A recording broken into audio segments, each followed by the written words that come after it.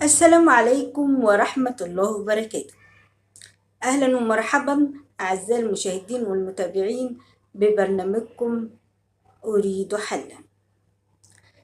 معنا في البرنامج رسالة من مواطن بيقول: أنا كنت شغال عامل نظافة أنا ومراتي، ومعانا هي كانت كويسة جدا، ومعايا بنت وولد، وكنا نعيش حياة مستقرة، وفضلت معانا الحياة مستمرة، إلى أن في يوم من الأيام فوجئت إن زوجتي بتقولي إن إحنا ننفصل.